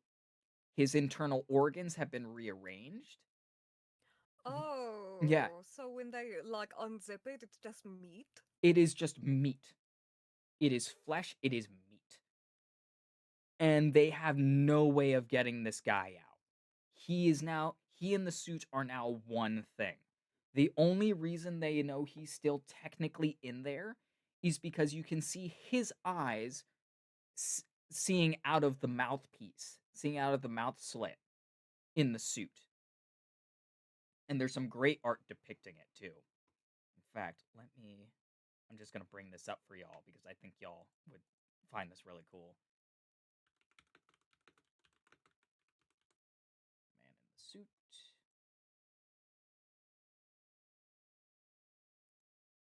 You've you got me on my tism rant. It's okay, guys. We just have to wait for the link. Yeah, you gotta bear with it a little bit. But let's see, where's it? Where's a good one? Oh, here we go. This is a good one. Oh no, that's kind of pixelated. There we go. Now it's less pixelated. Save. No, that's a web page. I don't want the web page. I will screenshot it. I think that'll work better. So this is by an artist named Mr. Dinobutt on Instagram. I love that name. It's a silly, silly name. But he does some great like horror art pieces,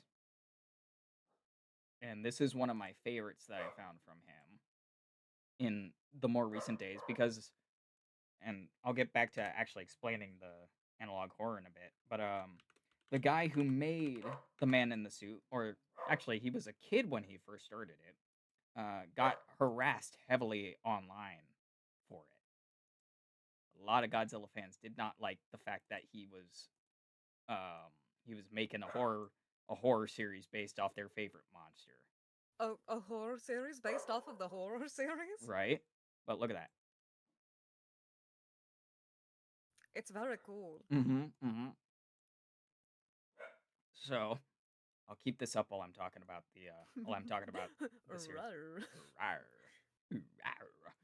But so man is trapped inside suit. He is seemingly fused with the suit, and his behavior is getting increasingly more erratic and unhinged. Like he is now acting more monster-like. He seems to not be able to speak properly because his vocal cords are all fucked up. This man is now one with the suit, and there's nothing they can do about it except cover it up and just treat it like nothing's wrong until they Oh, so bring. they just keep making the horror movies? Yeah, they keep making their monster movies. And the second they introduce a new monster into the series, which is Anguirus, if you've watched Godzilla Raids Again, which is the direct sequel to the first movie, they introduce a second monster named Anguirus, who's like this armadillo slash what's the name of that ankylosaurus type monster. The the Godzilla suit actor attacks him, like actually attacks the other guy in the suit, bites down and causes him to bleed, right? And you think, "Oh, that's terrifying." Like, "Oh, he's so monstrous at this point that he just attacked one of his co-stars." It goes deeper. His bite infected this other suit actor, and now that other actor has changed and fused with their suit. Oh no. Yeah. So every time Goji bites another suit actor, they end up fused with their suit. And this becomes a long running thing where every time a new monster is introduced, they try to figure out ways in which they can prevent him from infecting other people, but it inevitably fails. So, like with Mothra, one of the Mothra larva twins, there's a woman inside that suit who gets infected, and she becomes fused with her suit, and so on and so forth. There's one where they try to prevent him from fusing the guy in the King Ghidorah suit to his suit, and that fails. But And they never just think, what if we stop making these well, movies? no, because they they think it'll make it more authentic. They're not thinking about the well-being of the people inside the suits anymore. Like after a certain point, they almost become jaded to the fact that this is happening. It's and that's part of where the horror comes in, is from this jadedness from the executives and from the Japanese government, because the Japanese government finds out about this and they just keep covering it up too, because they're like, well, what would happen if we told people about this? What sort of panic would arise? Because that would be the rationale of like these like these people in higher positions. They don't want to cause panic, right? They want to keep things under wraps so then people are left in the dark, they're unaware. The real horror comes from two parts though. The first part is Goji essentially escapes containment and ends up out in the outside, like out in the real world. Mm-hmm. And he sees what's going on. He's been stuck in the studio for years and years and years. I think when he escapes, it's been like 20 years, right? And Right. he's seeing he's seeing how normal everybody is. He's seeing Japan has moved on from the war. And it confuses, terrifies, and angers him. Because the guy so in the story, and this is a perfect point to touch up on now, the guy in the suit, the guy who's nicknamed Goji, was a businessman who was at the time of the war living in Hiroshima. And he just so happened to Mm. be on a business trip outside of Hiroshima when the bomb dropped, killing his entire family. His his wife and his son both died in the blast. Oh dear. And it put him into despair. He is angry that the Japanese are now have now seemingly moved past this. He doesn't understand how they could just let that happen and why they would surrender. Remember how we were talking about the Japanese having this very deep sense of honor and like things like surrendering is considered highly treasonous? He was Mm. of that mindset where the war should have kept going. They should have fought to the very last, no matter what. And so he's deeply confused and hurt that the Japanese people would just move on. And I've now started to started working with and colluding with what he perceives as the enemy, the Americans, which is why when they were filming Godzilla versus King Kong, the original one, he killed the dude in the King Kong suit. He didn't infect that person, Oh. he drowned them. He just killed him. Yeah, he Oh. just straight up killed him because he saw it as a betrayal of his country that they were even considering using an American monster for the movie. So he just kills the dude. He doesn't care. He doesn't want this person alive. And it's and another part of the horror comes from some of the things that this dude um winds up saying.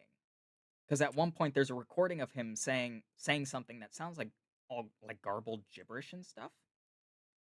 Turns out he was speaking in English, like kind of like really distorted English.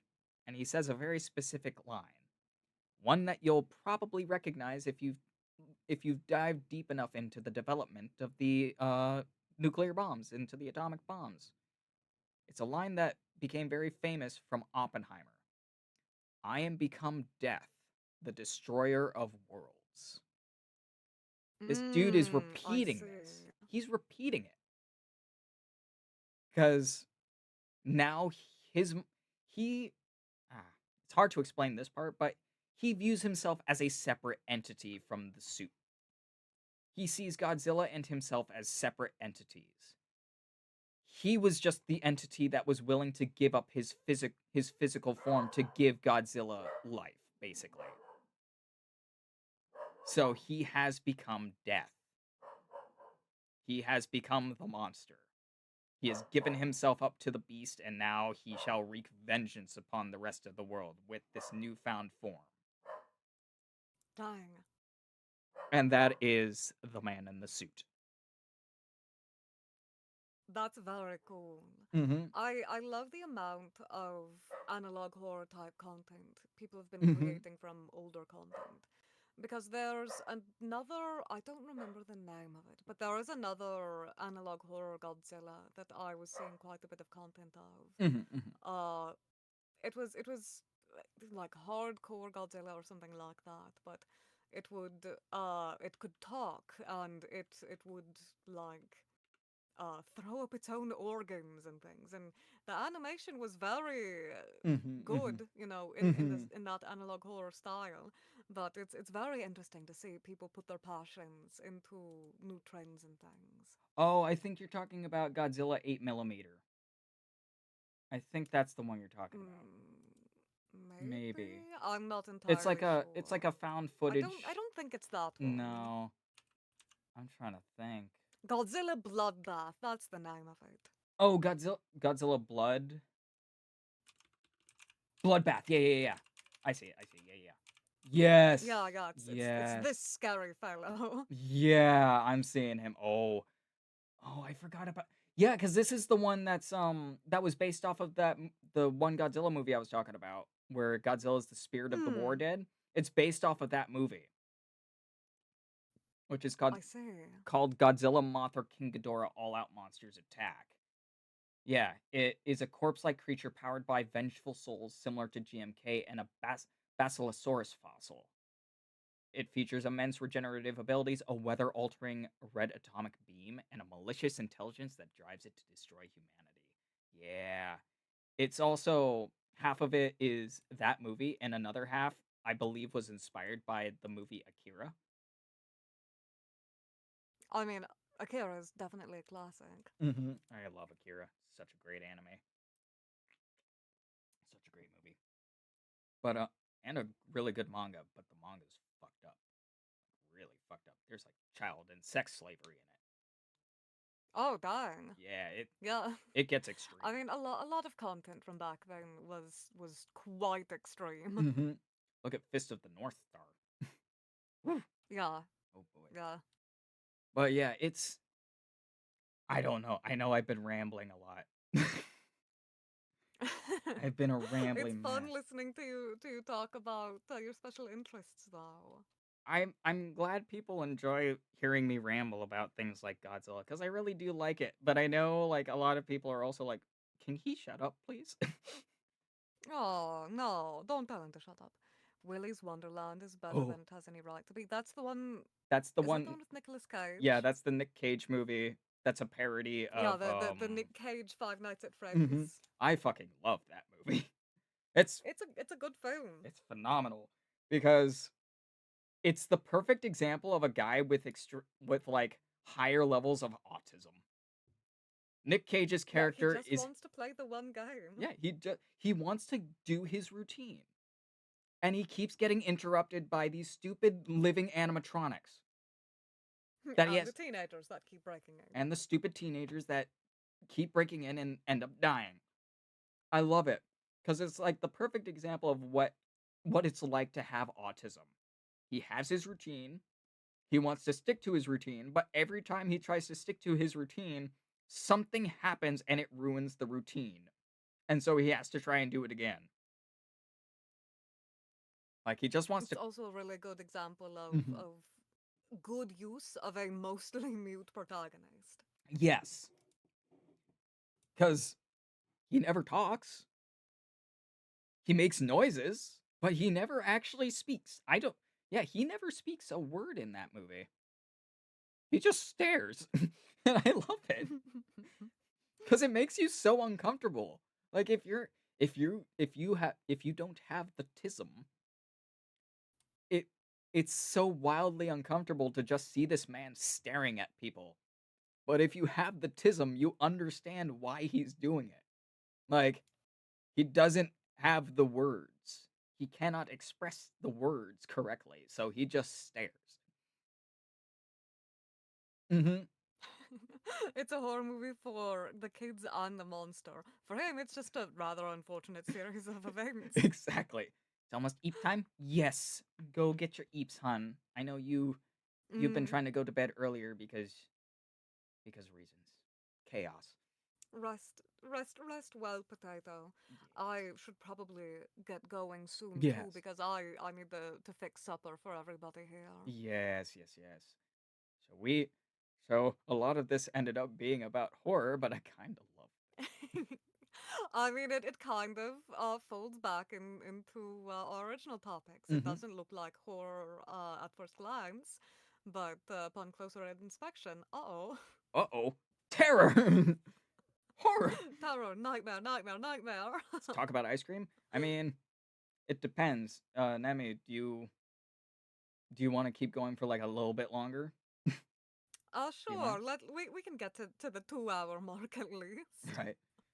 So let's talk about ice cream. Uh, what's your favorite flavor? I really like the wild and reckless from Baskin Robbins. Ooh, that's a good flavor. Me personally, I'm always a fan of the classic cookies and cream. I love me a good cookies and Cookies and cream. cream. Cookies and cream is good, but the thing about cookies and cream ice cream is that it's cookies and cream cookies and cream. It's Yeah. just it's cookies and cream squared. Yeah. No, I totally understand that, and that's kind of why I like it. It's so it's so basic on a very fundamental level that it just brings me comfort. It's my comfort ice cream because I'm just like I'm familiar That's with this. fair. I like this. Your favorite? Ooh, strawberry cheesecake is a good one. That is a good flavor. Strawberry cheesecake is nice. Think my I enjoy Mhm. a nice normal strawberry. Ooh, I guess I'm not that adventurous when it comes to different I'm not flavors either. I'm of not ice either. creams. I think the most adventurous that I've gotten is like the ube ice cream. I didn't like it that Ube much. ice cream. I like it. I Mhm, understand why people wouldn't be the biggest fan of ube or red bean mhm, because mhm. it does have a slightly, I wouldn't call it savory, but it does, I guess, have an umami to it. Yeah, It has yeah, a bit of an aftertaste that doesn't really smack of how normal, like European yeah. desserts taste. Yeah, because a lot of European desserts are more they're just straight, like, sweet. It's just a sweet. It's not really Mm-hmm. savory. Doesn't really last. It doesn't stay with you for a long time, whereas with, like, ube, I don't mind ube ice cream, it's just not my personal favorite. Like, if it's there, I'll have it. I'll enjoy it, because it does taste good. It is quite pleasant. It's just not my personal favorite. I I'm I'm not a very adventurous ice cream eater either. Or it's just like, I'd rather stick with the comfort, like cookie dough or cookies and cream or like a Neapolitan. Oh, Neapolitan. Love Neapolitan ice cream. Neapolitan is very nice. I do also like cookie dough ice cream. Cookie Mhm. dough ice cream is delightful. Yes. Thank you. I've I've I've had people argue with me like, "No, it's not a great flavor." I'm just like, "But it is." But it's cookie dough It's inside of iced cream. how can this not be amazing? You get the slapper. Hi, Fenrir. Hi, Leo. Thank you for getting your daily hugs. Now Excellent. we have hit the 2 hour mark, so I think I will let you go. Oh, thank you for releasing me from my confines. Let me undo these chains. Release me from my bonds. Release me. Release me. So let me. But this was an absolutely lovely evening. Thank you for Mm-hmm. inviting me to come and hang out with Of you. course, and I'm always happy to do other stuff with you at any point. If you have like a horror game that you want me to play on stream and you just want to be there to watch my reactions, I am down. If you just want to like play like something stupid like one of those multiplayer like horror slop friend slop games. Oh, the friend slap games. Mhm. You know, I was recommended a free friend slap game the other day, and that is the only type I will be partaking in, ever again. So, Mhm, mhm. I will send it to you as well, or Excellent. link to get it. Yes, I am down because I want to play more games with more people like you and Mm. a few other people because like I just want to expand, you know. I don't want to be trapped. Oh, you'll join us? Sweet. The cube. Excellent. The cube has a very deep voice, so it may surprise you Oh, that's fine. I've known plenty of people with quite the shocking timbre. at first. So what I'm going to do is I'm going to raid out to Little Nicto because that man is amazing. Okay. Do you know Nicto? I don't think so. Oh, I think you'll like him. I think you'll like Little Nicto because he is in in a sense he is very similar to you. he his VTuber model is a is like a how would you describe it, Cube? He's like a form of seraphim, if I remember correctly. He's like an almost biblically accurate seraphim. So he's kind of like a horror creature, but he is. Hi, Sakachu. Hi, welcome in. We're actually just about to raid out here, but yeah, he's like I believe he's a seraphim. Let me just look it up real quick. A little aside.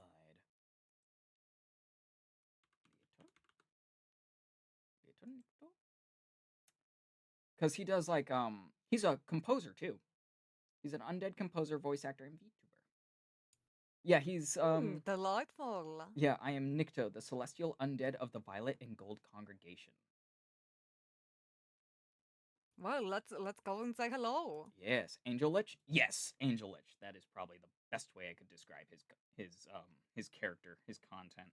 He's great, and he does VTuber compositions. So if you commission him, he'll write you a song based off your VTuber vibes. Ooh, that is wonderful because I potentially, how depending on how my upcoming subathon goes, I might be Mm. doing an original song soon. So I might be in the Mm. market for someone who could do that. Oh, excellent. I love to hear it. So we're gonna raid out to Nikto. I have the raid message ready to go, as I always do. I think you'll like this, sister. Because I'm excited. I think I've raided into you using this. Perhaps once or twice.